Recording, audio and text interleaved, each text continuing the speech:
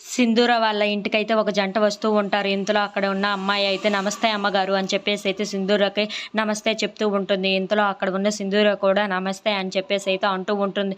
మీరు తీసుకున్న ఆ నిర్ణయం వల్ల నేను పసుపు కుంకాలను పోగొట్టుకున్నాను.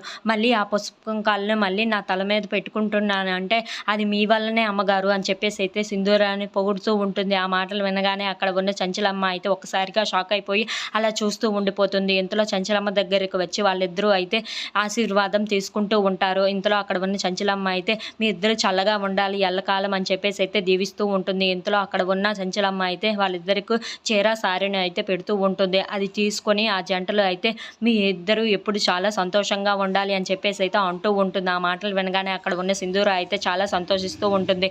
ఇంతలో అక్కడ ఉన్న అమ్మాయి అయితే అమ్మగారు నాకు పసుపు కుంకాలని ఇచ్చి నన్ను చాలా సంతోషపెట్టారు. మీరు కూడా ఇంకోసారి పెళ్లి చేసుకొని మీరు కూడా చాలా సంతోషంగా ఉండొచ్చు కదా అని చెప్పేసి అయితే సింధూరాన్ని చూసి అంటూ ఉంటుంది. ఆ మాటలు వినగానే అక్కడ ఉన్న చంచలమ్మ అయితే ఒక్కసారిగా షాక్ అయిపోతూ ఉంటుంది. ఇంతలో అక్కడ ఉన్న సింధూర కూడా ఏంటి ఇలా మాట్లాడుతుందని చెప్పేసి అయితే అనుకుంటూ ఉంటుంది. ఇంతలో అక్కడ ఉన్న అమ్మాయి మాత్రం అవునమ్మాయి గారు నేను ఇప్పుడు చాలా సంతోషంగా ఉన్నాను నా భర్తతో.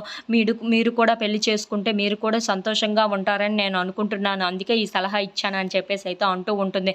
ఆ మాటలు వినగానే అక్కడ ఉన్న చంచలమ్మ అయితే నీ పని అయిపోయింది కదా, ఇక్కడి నుండి వెళ్ళు, నువ్వేం మాట్లాడకని చెప్పేసి అయితే అంటూ ఉంటుంది. If you like this video please